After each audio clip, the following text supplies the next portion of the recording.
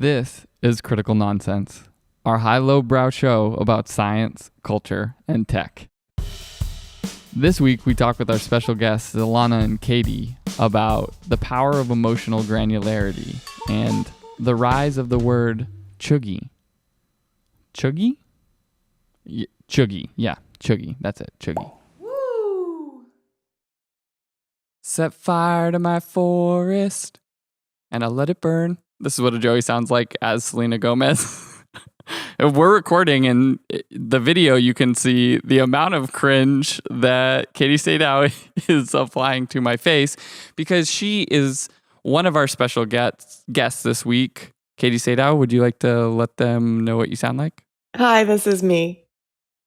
And addition, the tag team duo with Katie is Ilana Bondell and, purveyor of cringe and scowls at me. Would you like to let them know what you sound like?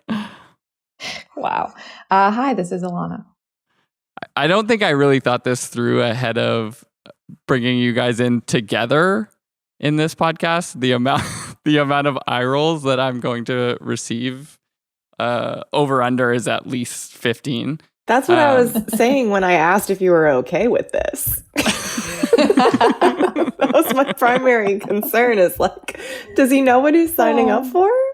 Yeah, this can just be like drag Joey episode. And if I'm emotionally prepared for that, then I think we can do it.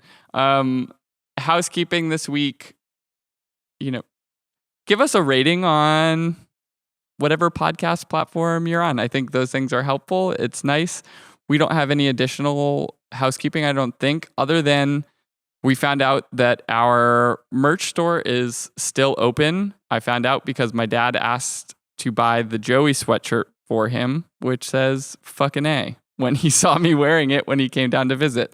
So if you too want a Mind Grapes sweatshirt or a fucking A sweatshirt or any other merch, it's still available. All right, we've already got cringes. So to the episode. There's a concept that, I was excited to talk with both of you about because I think we've had different discussions about this on in one-on-ones and things like that over the past several months. But there have been a few articles that came out this week, one in the New York Times by Adam Grant about languishing, and Katie actually shared us an article that came out in 2018, but is around this concept of emotional granularity and specificity. And I think what's interesting right now in a time where we're all sort of going through a lot of emotions, sort of moving theoretically into a second sort of phase of the pandemic, if you will, maybe not getting out of it ever if you listened to Friday's episode of The Daily. But this idea of being able to identify our emotions and be more specific and granular as a means to be able to better manage our emotional state on an ongoing basis is a really interesting idea that there's an increasing amount of science behind. But the fact that I spoke to both of you about this through the work context as these articles were being shared made me wonder how much this can relate to us in sort of a professional capacity in a traditional business context of places where we've been asked to maybe not be emotional or be strictly logical and rational for however absurd that may be. And so my question for you guys is, how much room is there for emotional granularity at work? Click, click, click, click. Well, I think that Katie, as the one who found the article, should start. But I will say that this reminds me of the great debate that I brought up in a podcast episode a year or two ago, which is how much I is TMI at work. And it's something that I think about on a weekly basis. So I think this is an evergreen topic for sure. But Katie, I would love to hear your first take on it. I thought you were going to say, I think that Katie, as our resident emotion haver, should be the That first too. one to answer this. Implicit. Yeah. I mean, I think there's a lot of room for this at work. This was on my mind, and I shared this article with Joey actually as a reaction to a conversation that we had a few months back when I was experiencing emotions, as I often do. If Aaron was here, he would break into Destiny's Child right now. We miss you, Aaron. We do. Yeah, there was a moment on a project that we were on where I came to Joey feeling panicked, and I was sort of expressing myself to him, trying to work through what I was feeling, and what I was largely communicating was that I was anxious. And Joey's response was to push back on me and sort of like triangulate actually what my anxiety was. And what I discovered in the course of that conversation is that what I had internalized as sort of owned anxiety was actually frustration at external forces. And the result of that conversation is that it really changed the way that I then was grappling with the playing field, rather than feeling like, oh, I'm anxious because I don't have X, Y, or Z, or I don't know A, B, or C. I was able to shift into thinking, I'm frustrated. What am I actually frustrated about? And then what am I going to go do about it? Which from a strictly practical perspective was incredibly useful.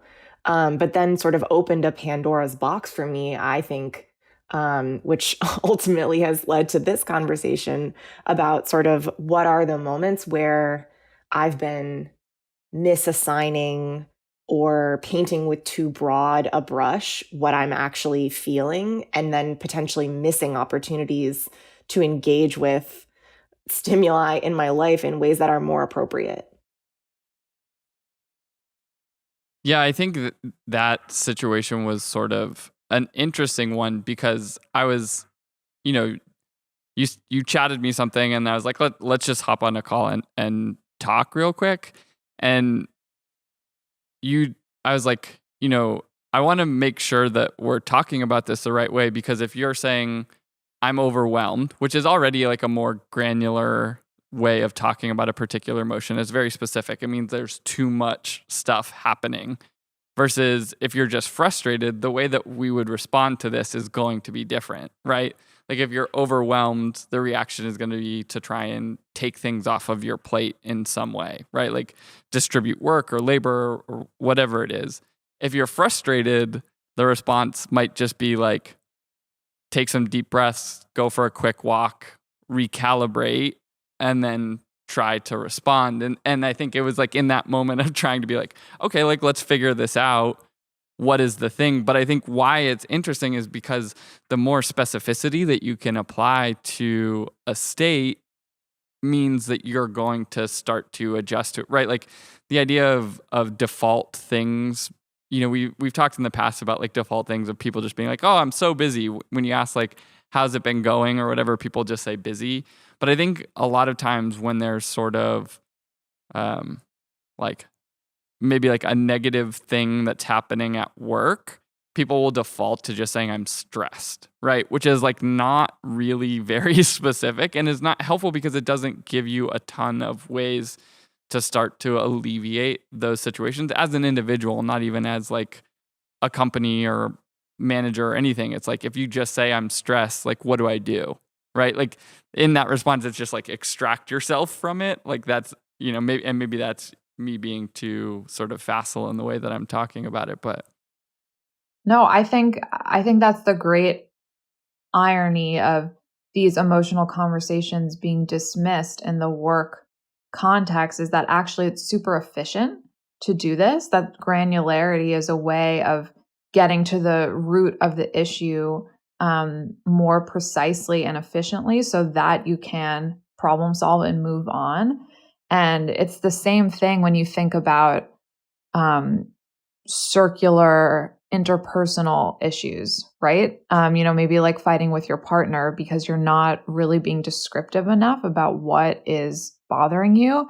And it's a tremendous unlock to be able to assess what is the thing at the root of why you're actually reacting the way you are, as opposed to just, this is so annoying, or, I'm frustrated. But to be able to dig, 1, 2, or 3 levels deeper into that and be more specific with it is so much more productive and allows you to actually move on so much faster. And Joey is definitely a master at pushing this out of people. I'm curious if you feel, Joey, that this manifests in your personal life too. Before we started recording, you mentioned you even do this with your mom a little bit, but do you find at home that you're able to have more emotionally granular conversations, which gives you a comfort with it that you then bring to work?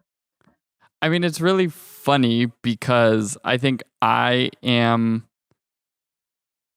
an external processor and probably more emotional than Becky is, my wife. And she doesn't, even if I go at things with emotional granularity at home, I think that's not necessarily how she sort of processes emotions. And I think I'm sure she's become more granular as a result of having those conversations with me, but I think it doesn't necessarily play itself out as well in sort of my immediate emotional life. I'm trying to actually do it with Emerson, where we're listening to music and I'm like, how do you think they feel? And sort of introducing new emotional language. I think probably too early, but it has become a game of just trying to identify when we listen to a song how she thinks someone is feeling. And so we're not putting a lot of pressure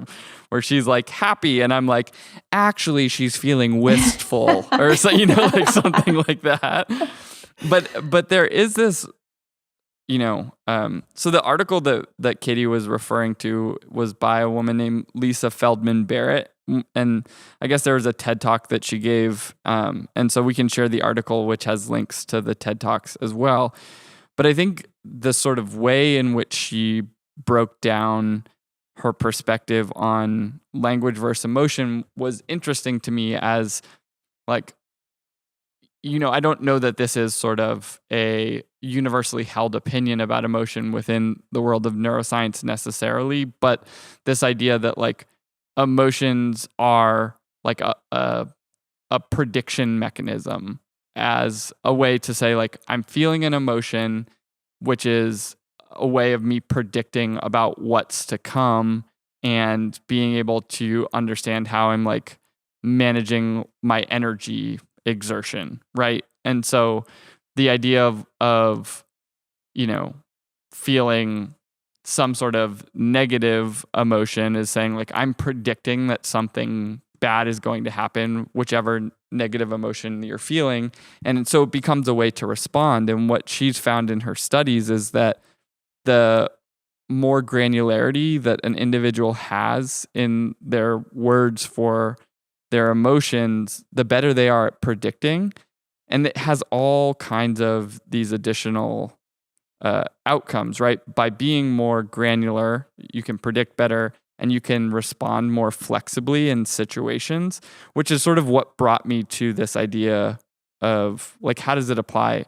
Flexibility and sort of ability to respond to changing dynamics feels particularly relevant at work in a place where, oftentimes people try to cut out emotional language or subjective experience and try to be in their heads this sort of Spock version, a Vulcan of being I don't have any emotions. The data says this thing, but the reality is you don't stop being a human at work, and your emotions can be predictive of a lot of things that become extremely relevant. I was wondering when you brought up neuroscience where you were going to go because I think one of the interesting things from this article, do I think it was interesting? I don't know. I don't know that interesting is even the right word, but was around emotional framing as scene setting, right? So you're getting ready to go present something in a public forum of some sort. Perhaps your default is to identify the feeling that you're experiencing as anxious. What happens if you shift it to excited, was it? Or something like that? Which to me sort of rung the bells from my undergrad linguistics degree, which was like, is this a weak version of linguistic relativity or the Sapir-Whorf hypothesis, which like as a foundational principle was largely discredited in the linguistic community, but as the weaker version being that there is relationship between the way that you form language, the way that your brain engages with language, and and the way that you experience the world around you to a degree is connected. Yeah. I'm trying to think about what that means for those who aren't familiar. Yeah, the Sapir-Whorf, and it's like there are different takes on it, like Katie's talking about, like strong and weak. And we've talked about this, maybe 50 episodes ago at some point it came up. But the idea of like you can't think thoughts if you don't have words for them, or you can't feel things if you don't have words connected to them. And like your language becomes the mechanism for you to understand and interpret the emotions that you're having for the world around you. Like that's, I'm sure, a gross generalization. But I do think it is, the language becomes, right? Like your emotions are still independent of any of these sort of like causal relationships between language and emotions, are signals coming from your body that can then help you sort of understand what you're feeling and react to them. And the granularity, what's interesting is whether or not it's causal or not. Like the data is showing that people who have more granular language for their emotions, like go to the doctor less often and can like respond in situations more flexibly and stay sick for less time. And so like independent of why or how it's happening, the outcomes are still present, Yes. And that is a perfect segue to an angle on this that I have a lot of personal interest in, which is that if you kind of look at the trends, there's been an incredible increase in chronic pain and autoimmune conditions throughout America. And, it's something that I have a personal interest in and have done a lot of learning and studying on. And there's a guy who's he has since passed, but he's sort of like a father of thought on the mind-body connection in this. His name is Dr. John E. Sarno, and worked with a ton of people who had excruciating medically diagnosed chronic pain, like back issues. He's famous for a lot of the back work that he did that got surgeries and couldn't get better. And so much of what allowed people to ultimately get better was unlocking the emotional issues that they were repressing. And it sounds maybe a little bit woo-woo, but it's so real. And there's another more modern woman named Nicole Sachs who has kind of taken on Sarno's work. And I encourage anyone who's interested in this to look her up. She has a podcast with tons of free resources. It's fascinating. But on this note, one of the core principles of her practice is called journal speak. And it's about forcing yourself to take 20 minutes at the end or start of every day and just write down and just kind of free write about how you're feeling. And it feels like a chore. But the more you go through it, the more you realize how much is actually buried in your mind on a daily basis. And her whole like shtick with it is that you have to destroy it at the end. Because her point is that you have to reach into like the deepest depths of yourself, because there's so much on a daily basis that to be like quote unquote normal or good, that we repress, but we have to be in touch with our most like ugly thoughts or gnarly emotions in order to set them free and not be so sick. And I just think it's fascinating. Yeah, I think, I've been having conversations similar to that with like a number of friends and people in my life around some of these ideas of like, particularly in the pandemic times where we're having fewer social interactions and less stability, and this idea of languishing even as like a specific emotion, but that idea of name it to tame it, I guess, right? Like, Totally. how are you feeling? Like, it's helpful to apply it. And I think even within emotion words, there's a number of, there's like a lot of work done on it. I don't know who was the original founder of this sort of 2-axis thing, but this idea of arousal and valence as 2 axes. So like high arousal, low arousal, positive and negative, and seeing those emotions laid out and understanding like how to start to choose them. And the reason the arousal thing I think is relevant is because there is this mind-body connection thing that we're talking about, right? Like even in that instance that you mentioned, Katie, where we were having that conversation around like a particular moment in a project, it was like clearly you're having a high arousal moment, right? Like you're feeling a physical response to a situation, right? Like maybe your heart rate increased, you're getting more muscle tension, all of those things. Like your body is physically responding to something that is happening that is like a mental construct, right? Like no one was actually like physically poking you or something to like create that arousal, but being able to have some of that connection and paying attention to how your body is responding through the day is like one of these things that I think historically, like you said, Alana, is a bit woo-woo from the context of like a very puritanical culture that was, like emotionally repressed in a lot of ways. And I think this idea is not to say like everyone should have the same emotions or even that you need to respond to your emotions in the same way, but it is to say we're all having them. And if you're ignoring them, then you're not only doing yourself a disservice from sort of like a state of well-being, but you're also doing yourself a disservice in your ability to like predict scenarios and alleviate negative emotions and understand, like, independent of whether you're accepting that your body is having a physical reaction to certain emotions, it is. And so by being able to start to put language to it, and I think that's where some of the stuff that Lisa Feldman Barrett, PhD, was writing about it is interesting. Of like, there are things that we can do, oftentimes with things like intelligence or capabilities or things like that, you wind up feeling like you're sort of like, you get what you're dealt with. But with emotional intelligence, it's like a thing that you can grow through work. And she talks a lot about like how like reading and exploring concepts and things like journaling, which you mentioned, Alana, like I've talked to several of the people that I've been having conversations with about this idea, and they've had like really positive reactions to just being like, oh, those are the things that I've just been like ignoring in order to like compartmentalize because, work felt stable when my regular life didn't. So I just leaned into work and pretended that like the other stuff wasn't happening. Yeah, I have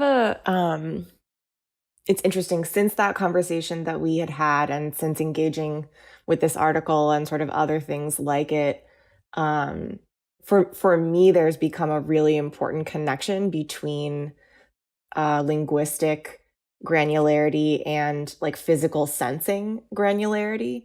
And one of the tools mentioned in this article is a reference to the author of Middlesex. One of the ways that he describes the emotions of characters in the book, I love these, so I'm going to read a couple of them.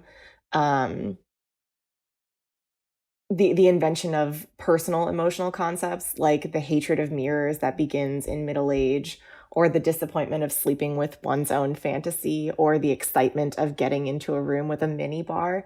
I love these because of their specificity, and because they are like owned individually, but there's enough context around them that there can be shared understanding. And I think a thing that I've started to do is to sort of draw that level of specificity from physical sensing.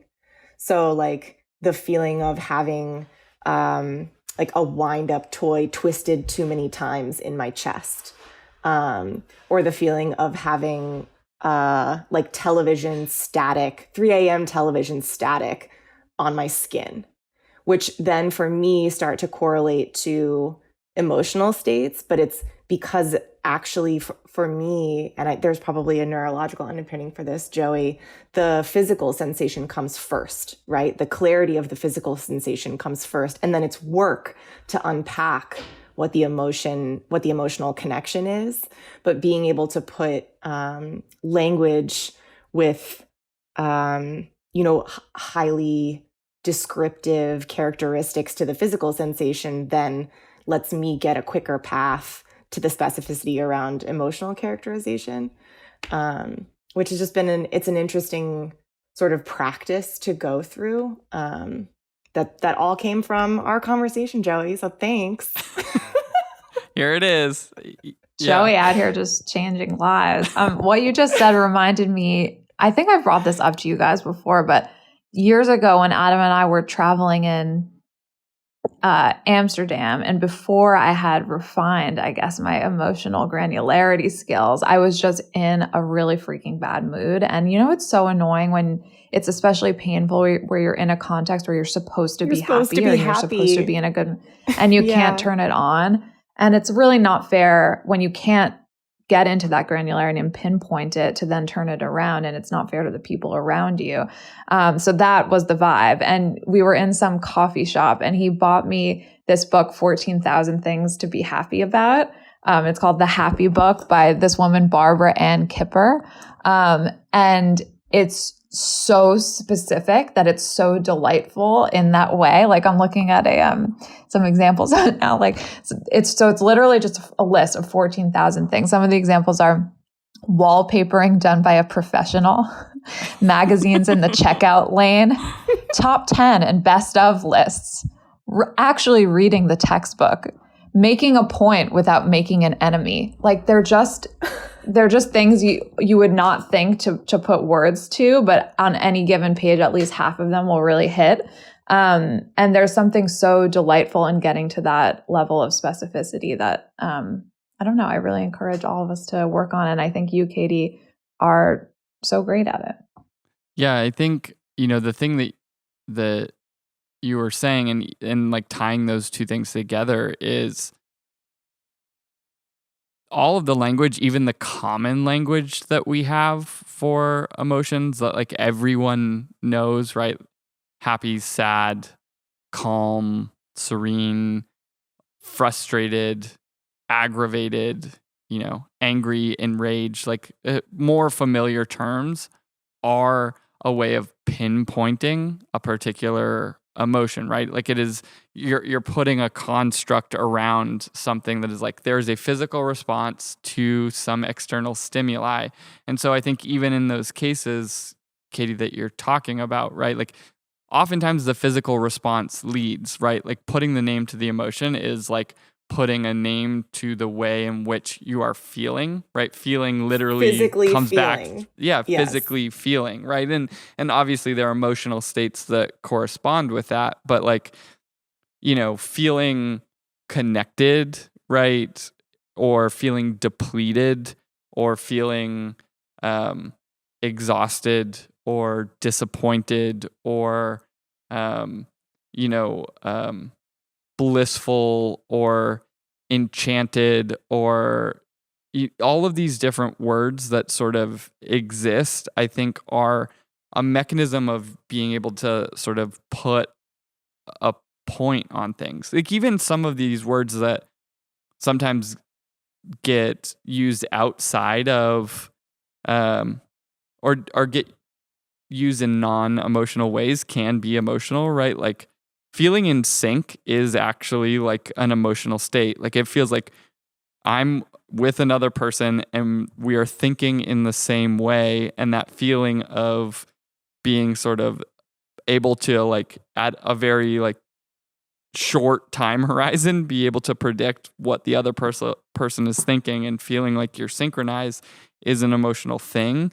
And so I think starting to reach for words like, I'm not tired, I'm depleted, right? Like there's a distinction. Tired is like physical, right? Like I'm out of energy. Depleted is a much more sort of like mental, emotional way of talking about a situation where like I've made too many decisions and I feel like I don't have a lot to give. You may not be physically tired, or you don't need to be physically tired to also be depleted. And I think beginning to do those things, whether through sort of creating new terms like you're talking about, or like the dictionary of obscure sorrows is sort of like a thing we've spoken about in the past that is just sort of a delightful way to do it. But the bottom line is like, whether you're trying to do it just to start to like wrangle your own emotional state and move towards, like, as Adam Grant would say, like towards a state of thriving, or you're doing it just because you want to be better at your job, right? Like that is like a reasonable reason to begin to apply more emotional granularity, to be able to say like, I will be able to be more effective at my job if I'm better at predicting outcomes based on how I'm feeling and how other people are feeling. Those are all good reasons. Did I just do the wrap-up corner? Was that the wrap-up corner? I feel like that was close enough to the wrap-up corner. Do you want to try to do a wrap-up corner, Katie? You'll probably do it better. I was going to ask Ilana to do it, but I can give it a try. I think what we've discussed is the practical value of assigning more specific language to our emotional states and or to our physical states as they relate to emotional states in order to better know how to respond to what we're feeling. And that the historical argument that there's little place for emotion in the workplace is no longer relevant. We can be better humans and better colleagues with heightened awareness and granularity around the ways that we're feeling. There it is. That was it. That wrap-up corner made me feel satisfied. +1. Did it make you feel like the feeling when you empty a container into another container and it fills perfectly to the top? Should we just do a quick, like the fun intermediate section of a bunch of those feelings like that? Yeah. I love when you zip up a full bag and nothing snags on the zipper. That's a really satisfying feeling. I love the feeling when you get a Ziploc type of bag to seal on the first try. Mm-hmm. Or the feeling of dropping something extremely breakable or valuable, but catching it before it actually hits something. Wow. That's heroic. The feeling of putting your feet into shoes that you're worried are still wet, but have dried completely. The feeling of putting your feet on warm grass. I was also going to foot sensations, which is like the feeling of very cold feet from a winter day stepping into just the right temperature of warm bath. So it doesn't sting. So it doesn't hurt. Wow. The feeling of going outside for the first time in a day, and there is an extremely pleasant outdoor smell, either of like it's about to rain, or it just rained, or there are flowers in the air. The feeling of putting down heavy bags that you've been carrying for too many hours. The feeling of being extremely hungry and still eating something that is bad for you, but the level of satisfaction that you get because it is so good and doesn't matter. Okay, let's leave it there.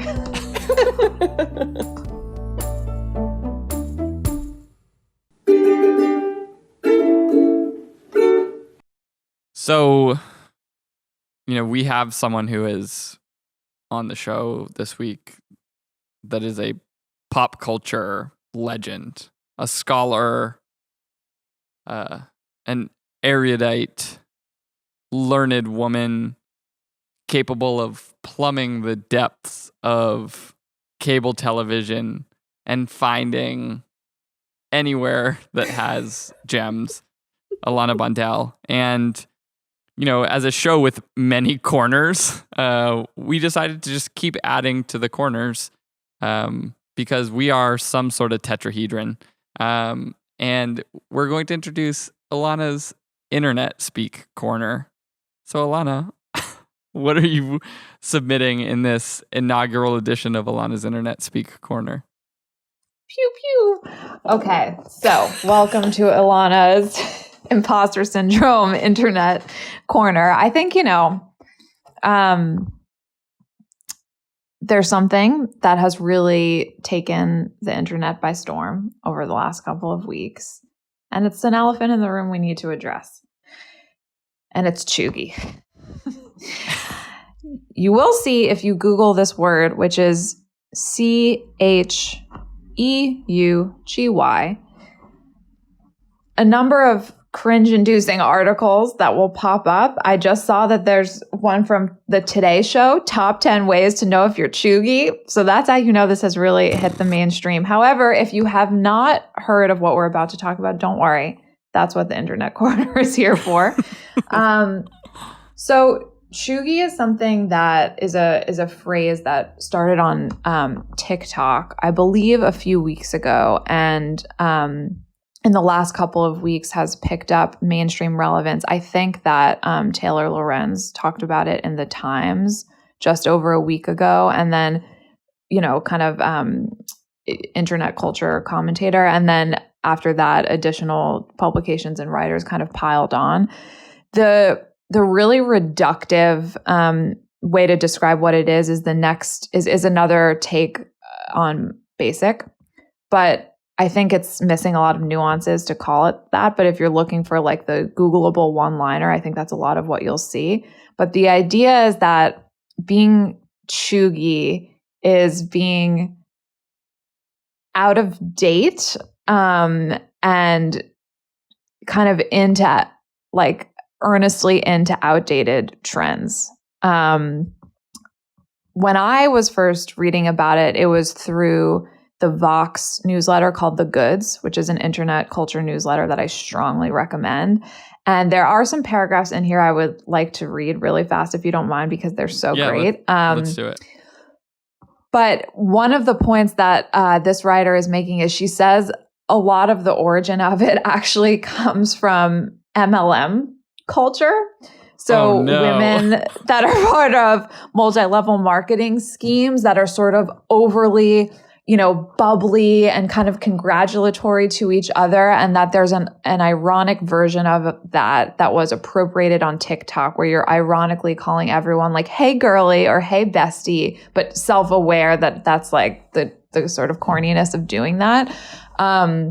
But so this is how she starts to describe it. MLMs have been a subject of fascination on the internet for more than a decade. Companies that operate with an MLM structure rely on individual sellers to recruit others to join the business.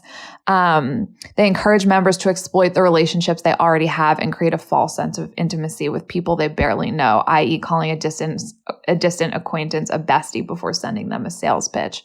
A portrait of the typical MLM participant has dominated, a white suburban woman in her 20s or 30s who's either married or perpetually engaged, who probably loves Disney and Christian self-help evangelist Rachel Hollis, and who posts grainy images that say, but first, coffee. There are plenty of women like this, but the internet's obsession with them goes deeper than just the numbers. For at least the last decade, we've endured several new dictionary definitions for what it means to be an embarrassing kind of white woman. First, we have the pumpkin spice latte drinking basic bitch. Then there was Christian Girl Autumn, a play on Hot Girl Summer, the same year that Visco Girl became the de facto way to describe middle-class teenagers who wore oversized t-shirts and puka shell necklaces. And as of last Friday, we have a new term to describe the same kind of cringy, out-of-touch basic person, Cheugy. So the original person who, it's thought, coined the term is a 23-year-old software developer on TikTok. And she described it as people who are slightly off-trend, outdated, or just generally off in the same way that a high school classmate DMing you to buy her essential oils feels. The aesthetic is chevron print, Instagram posts captioned with, "I did a thing," and the twirly, curly font adorning every Etsy product tagged bridesmaid, which is something that Joey has hated for many years. So I think, Joey, you're ahead of the curve on hating Cheugy. So I think an interesting nuance, though, on Cheugy is that at face value, it does seem really similar to Basic and PSL Girl and all those things that were described. But I think there's an element to it that is a little bit self-aware in how Cheugy has now been embraced. And that's what I think is interesting about it. I think about this a lot on social media because I consider myself like a pretty self-aware person. But as someone who's not a member of Gen Z, it is hard to have it's hard to have a persona on social media that doesn't feel a little cringy. So it makes you feel like you either kind of want to just stifle yourself and not really say anything because it feels like so much of, internet speak and all of that can be interpreted cynically or critically. But then part of you kind of wants to just embrace the corniness of it a bit and just say like, sorry, not sorry. That's what it is. By the way, I think saying sorry, not sorry is Cheugy. And yeah, I don't know. It's just something that I've struggled with a lot. And this writer kind of wrapped up her article on Cheugy talking about this. She touches on misogyny. Name. I know. I was I'll find it. They don't credit her in the newsletter, which is stupid. But we'll put it in the show notes. But she does make the note that obviously misogyny is an element in all this. It's not a coincidence that all the personas that she's talking about are, female personas. But she ends by saying, Cheugy to me feels less like an attack on someone else and more like self-deprecation, a way to poke fun at our past selves who actually did earnestly love Chevron and aspired to be a girl boss. A little part of us probably wishes that we were less online and had fewer irony-poisoned brain cells, living in a world where we were just completely unaware of the term Cheugy and instead just lived it. Am I right, bestie? And I identified with that because I think the irony and cynicism of all of it starts to get to be too much. That's 100% my feeling having this conversation. Full transparency, this is not a word that I had heard of before we started prepping for this week's podcast. I am not extremely online as defined by prior special guests on this podcast. I don't go on TikTok. And so this is not a thing that had crossed my radar. And hearing about it, I think I probably am experiencing all 15 of Joey's predicted eye rolls in that it's like, who gives a shit? Like, the person labeling somebody else Cheugy gives a shit, but I think there's gloriousness to a level of earnestness that lets you say the thing that you want to say and love the scripted bridesmaid cake topper that you love. Like, I don't want those things, but I want to be earnest about the things that I do want. And I don't want an angsty 14-year-old calling me Cheugy as a result. I think like this is my first response is sort of similar. I think there's you have these like generational pendulum swings around different things. And, I remember things being written, like I'm at the top end of being a millennial, like not quite the top, but like depending on who sets the boundary, pretty close. Um, maximum 4 years out, minimum like 2 years. And there were things being written when I was like in college and coming out of college in like the Web 2.0 era of how like all the things being written about hipsters at the time and irony and things like that was about sort of younger Gen X folks and sort of the embrace of irony and cynicism and things like that. And I think as a product of like the 90s and early 2000s, what's often been talked about is that millennials became extremely earnest. And I think there was sort of like a responsive nature to that. Like a lot of the shows that we like have been written about for being earnest, and something we've spoken about in the past. But like the amount that people love The Office, I think, is in part because of how earnest it is, even while being like funny. And at times, even in the show, right, like Jim is vilified in the moments where he's being like too ironic or sort of disingenuous. And a lot of the things that where you're seeing like, oh, like Gen Z and millennials are fighting, or Gen Zs are dragging millennials for being cringy in quotes or things like that, I think has a lot to do with this, right? Like the external earnest expression of liking something that is not sort of cool or on trend. And so like part of me feels like this is always going to be a thing of like young folks like in the, 13 to 23 range are going to be oriented around social acceptance and things like that. And so sometimes the fear of vulnerability is going to make you present things as ironic even when they're not, right? Like, so this idea, I think, of Cheugy is interesting to me in that, like, I have a pretty similar response to you, Katie, of I'm not particularly on trend or off trend about anything, I don't think. Like, I am sort of removed from the scenario. Like, I have things I like or I don't, or if I see something and I like it, like, great. If I don't, I don't. But I'm not like trying to be in style or represent myself in a way that is oriented that way. And so I don't know, Alana, like, do you think that this is purely just like a life stage concept? I don't, basic bitch. I mean, some of this is, to be fair, if we're talking about like basic bitch or Karen's or Becky's, like as all of these concepts come out, even when propagated by women, they're often written about as being sort of like a product of patriarchal thinking or like anti-feminist, of like women attacking women for these ideas, and then men jump on board and it just like perpetuates itself. And so part of me is like, are things like this valuable in being able to like identify and address this sort of like negative impulse to come at other people for these things? Or is it purely just like, this is just what people are calling, like young people are calling slightly older people right now? I don't know. It takes a lot of self-reflection tools and abilities to turn this into like a teachable moment. And so I think that feels a little far to me.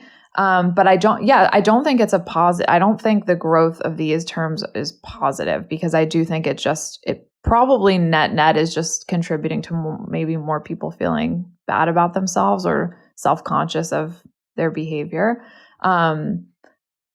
But I do think that your point about the sort of inevitable cyclical nature of this across generations is really true. The difference is that obviously now there is so much more of a louder, potent platform for that kind of us versus them tribalism.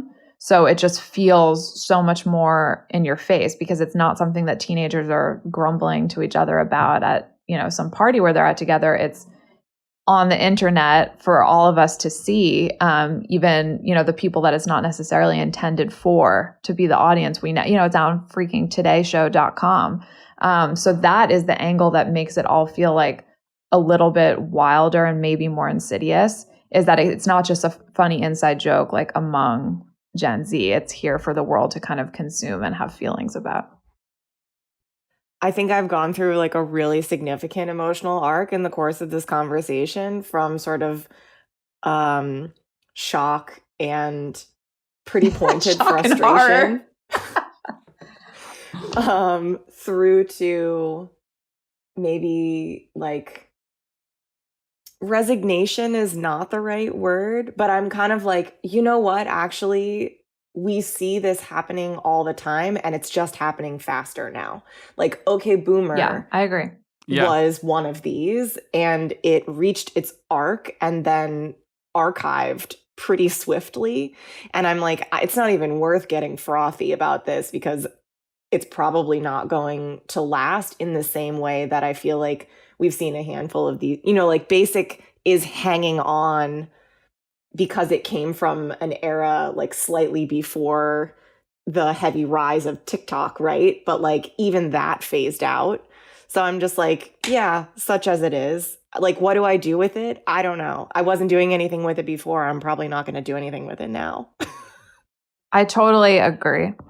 I think like the word, I was trying to think about like what would be the equivalent of Okay Boomer or something like that we've talked about recently, that is this sort of like pushback at a slightly older generation of saying like, what's actually happening is like younger folks are pushing up saying like, I don't care what you think. And so like in the same way, like Okay Boomer or weird flex but okay is sort of like a pushback against these things.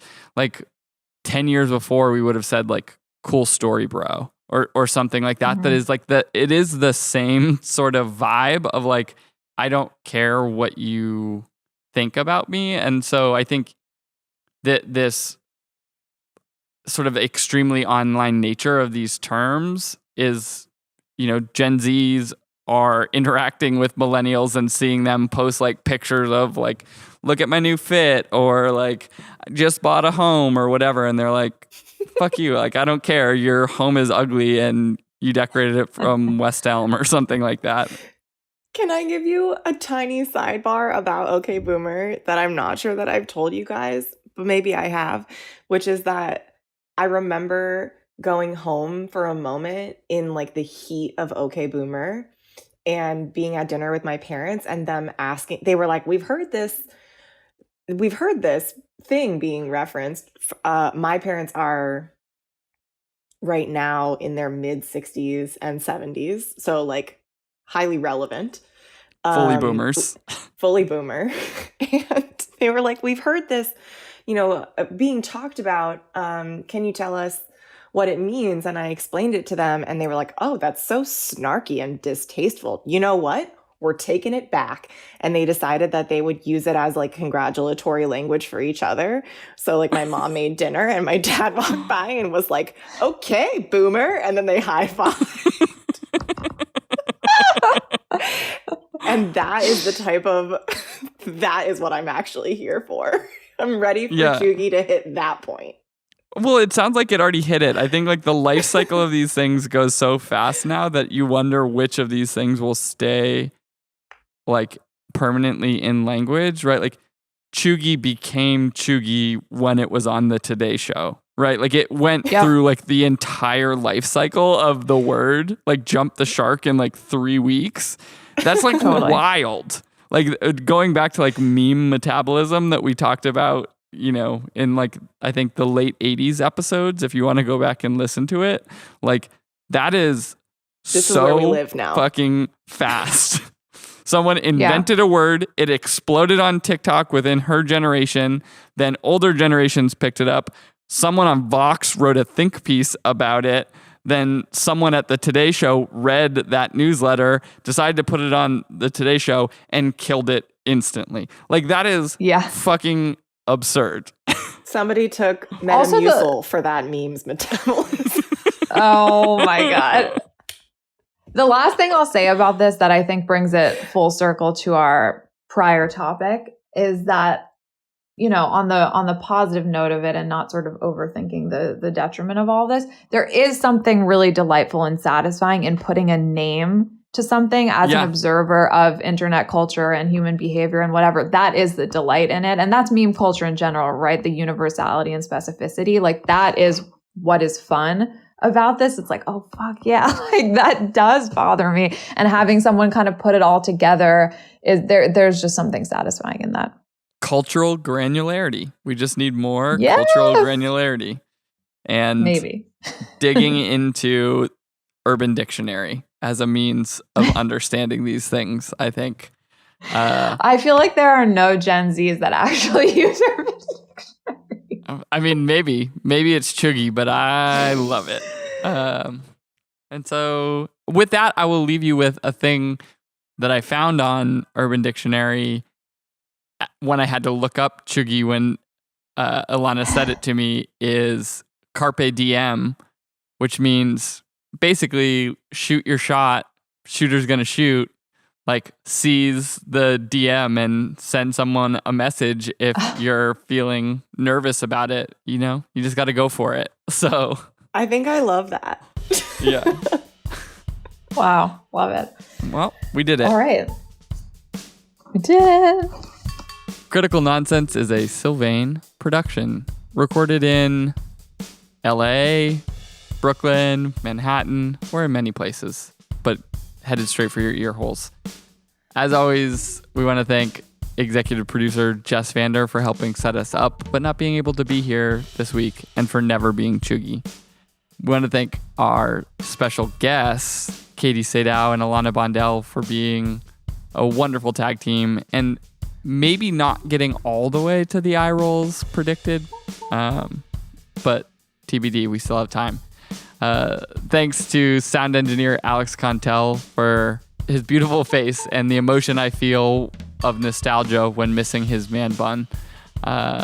Designer Nora Mestrich for our beautiful cover art and all of the wonderful design things she makes, like our merch store, which you can find at bonfire.com/critical nonsense, I believe, but we'll put it in the show notes.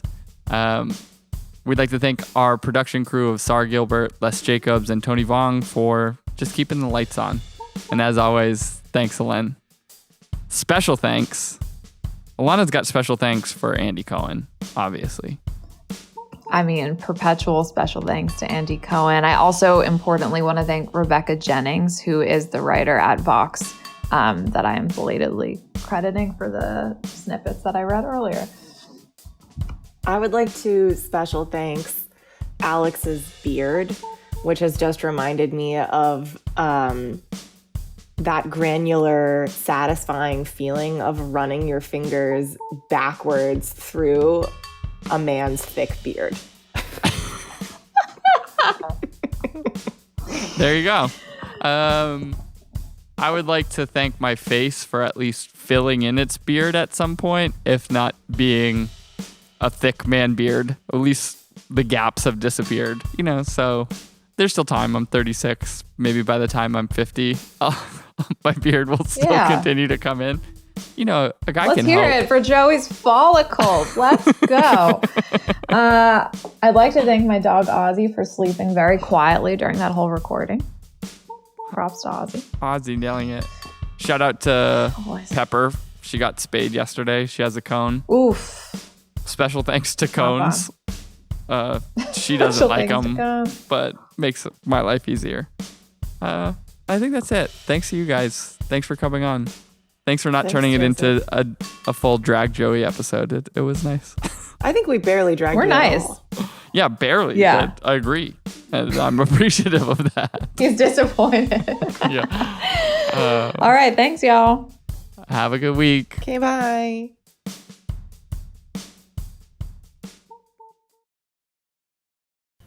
Sorry, I'm still not sure. Siri, leave me alone.